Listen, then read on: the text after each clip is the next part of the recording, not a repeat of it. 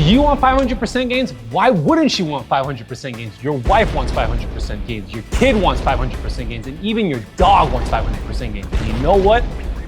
I got just the thing for you.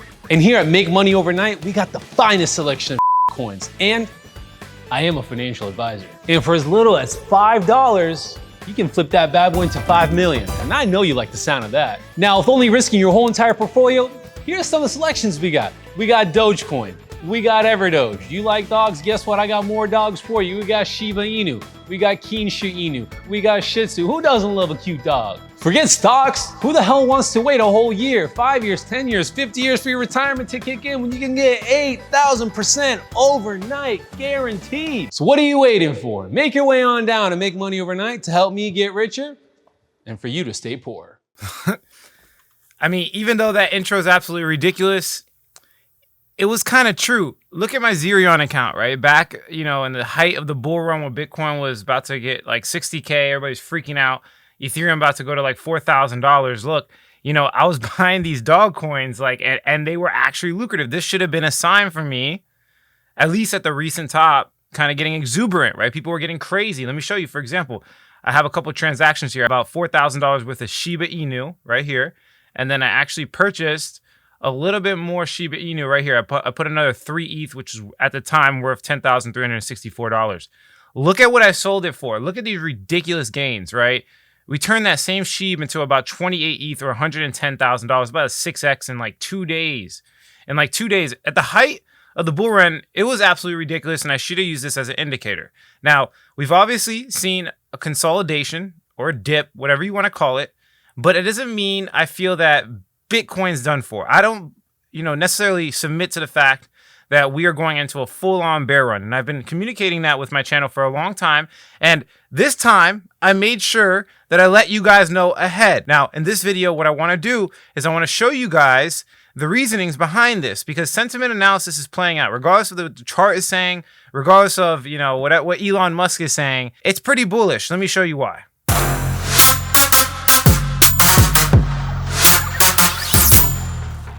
Hey guys, before we jump into the video, I just wanted to update you really quickly. There are hundreds of people impersonating me. They have made a business model out of it.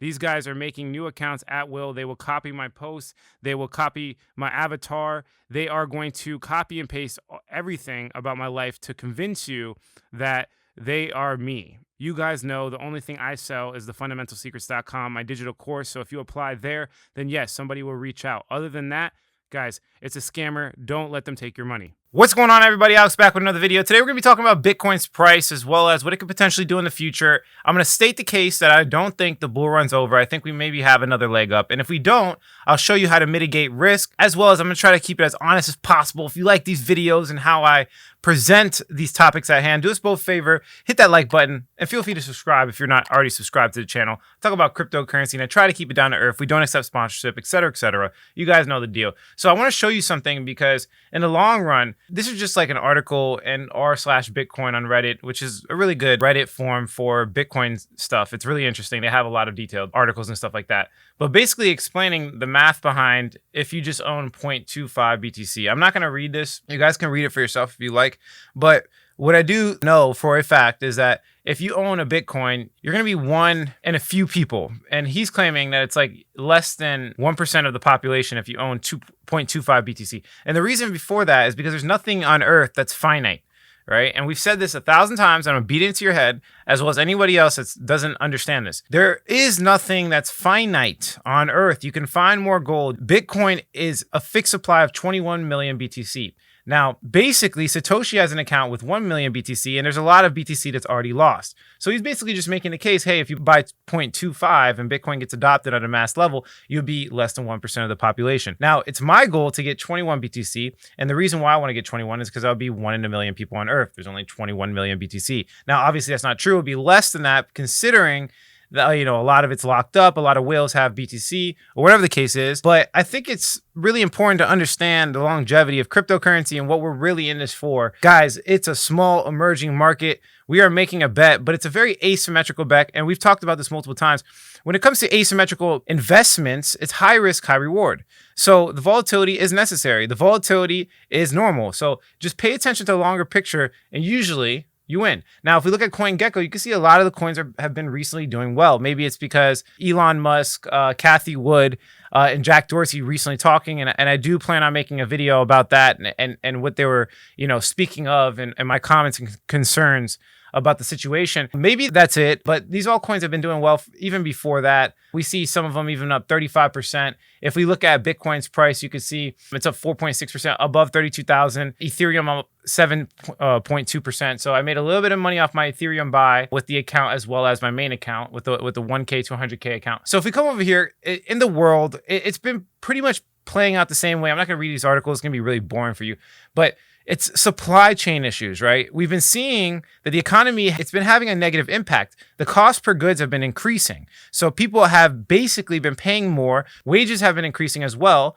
As you can see here, non-managerial pay has been increasing and average hourly pay has been increasing, but inflation has been rising faster. The cost per goods have been rising faster. Now, the reason that's important is because your money's basically losing purchasing power, like we always talk about. And it's because primarily of supply chain issues that came from the coronavirus pandemic. Now, I just want to be very clear with you guys. When it comes to big events in the economy, it takes longer than you expect. It's not going to happen overnight, especially with Bitcoin being a safe haven asset. This could happen, I think personally, from what I looked at it last time, this could happen in a year, maybe a year and a half. We could really start to see the negative effects of what they're doing. So right now, there's kind of emergency bond purchases from the government. The way that they're basically injecting stimulus into the economy is they're buying bonds, okay? They're buying bonds artificially, which kind of reflects in the price. If we look at a 10-year bond, you can see that we've been going on a downtrend. Now, the downtrend indicates that people are buying it and the yield is dropping. It's not exactly fake. There's people actually buying bonds, but from my perspective and from a lot of people I respect as investors, who wants to buy a 10-year bond when inflation's outpacing the yield? It doesn't make sense to me. It's not really a safe haven asset anymore. And people are going to start looking to commodities to get a better return on their investment. Right now, personally, I believe it's better to put your money in risk assets because of the economy. The risk is a little bit higher now investing into these traditionally safe haven assets. But I mean, I don't know. That's my personal opinion. I think the stock market's going to come to a massive halt as well. This inflation can't really last forever. And basically right now, there's, again, emergency stimulus into the economy. And they're planning it in Europe as well as the United States. We kind of see them mirroring each other, right? They're continuing with the emergency stimulus. They don't want to stop it. Even though the stimulus is causing inflation to rise, they want to keep it going because if they stop it abruptly, there could be massive issues. And this is the point I keep trying to make with you guys. If you guys have been watching me for a while, I've been talking about this for about a year and a half. It's a negative feedback loop. The more stimulus they put out, the higher inflation goes. The more people get taken advantage of subliminally without anyone knowing. And it's not their direct fault. It's just the way the system's set up. It requires them to basically continue the stimulus, which increases inflation. People freak out. They're like, inflation's too high. They want them to stop the stimulus. They get scared, which forces them to increase stimulus because people stop investing in bonds for this exact reason. They stop holding the US dollar because inflation's too high. And it goes into this negative feedback loop.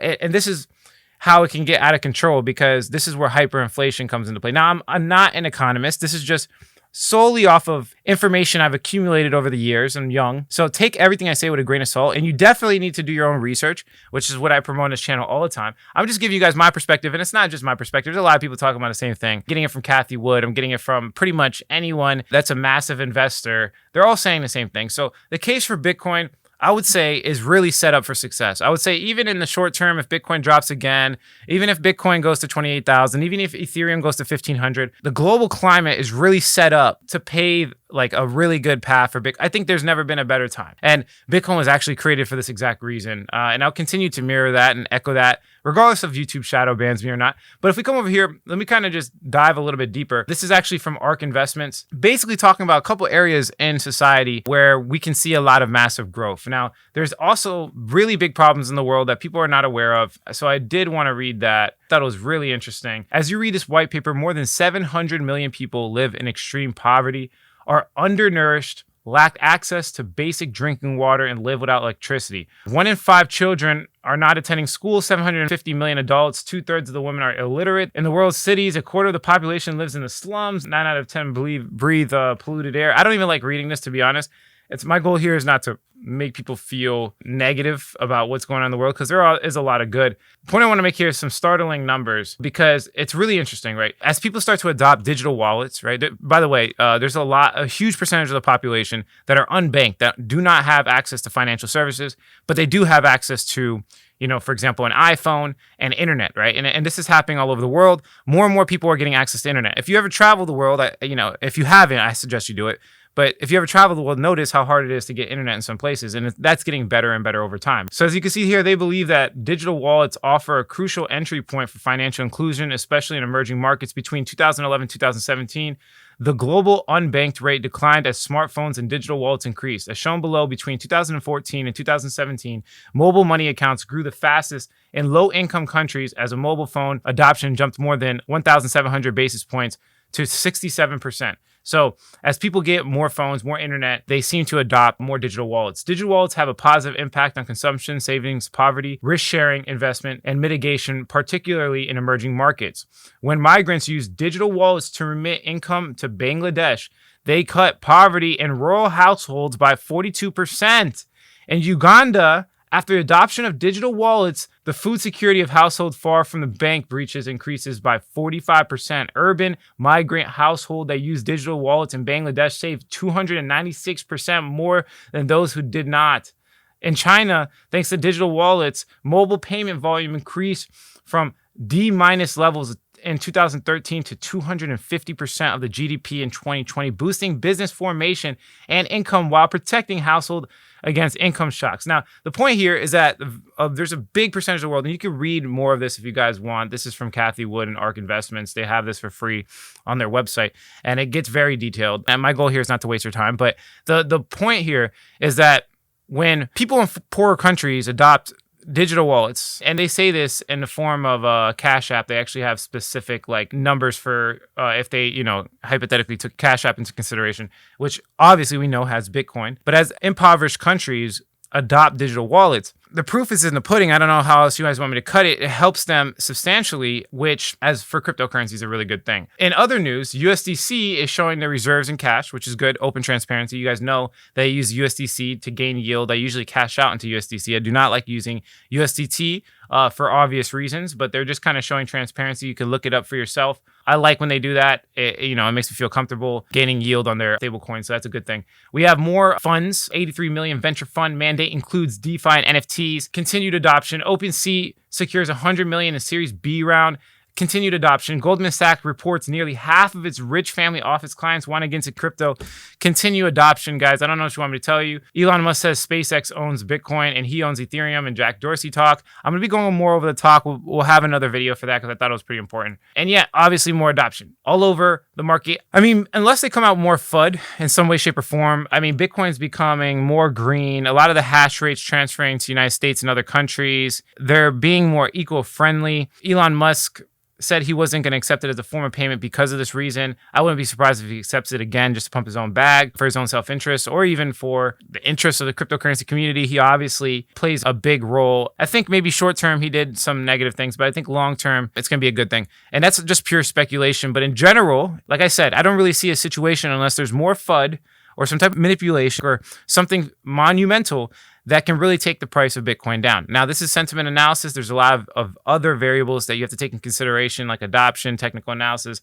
You get the deal. But in my personal perspective, right now, it's set up for cryptocurrency success. And I'm not just saying that. And I'm willing to wait as well. I'm willing to wait about this decision because I've noticed that people make the mistake of thinking that things happen overnight. And I'm not going to make that mistake again, guys. Even if this takes 2 years, I would be perfectly comfortable buying Bitcoin under 30K. Just kind of showing you guys the reasoning behind what I'm doing with my portfolio so you guys can piggyback this information with your own research. But yeah, that's it for this video. If you like the quality of this content, hit like. If you don't, leave some constructive criticism, subscribe for more video updates. And like I always say, if you don't get with it, you will get left behind. Guys, make sure to follow me on other channels. I'm making a podcast. If you have somebody that wants to be on a podcast, I'm going to be more entrepreneur-based and business. Definitely follow me on my other YouTube channel. The link will be in the description below. Dropping great content. Get to see the behind the scenes. Follow me on TikTok. Follow me on Twitter. Follow me on Instagram. They're shadow banning me. So follow me on as many platforms as you possibly can so you can get the best information from the most handsomest guy. I'm just kidding, guys. I do not think I'm the most handsomest. I might have the best mustache, though. Just kidding. Catch you guys in the next video. Alex here. Quick update, quick announcement. Guys, I have a new community number. So I got a second phone. You could directly text me. I'm answering all questions. My new phone number is 954-758-5473. Again, that's 954-758-5473. I'm answering all comments. Go ahead and text me now. Let's have a conversation.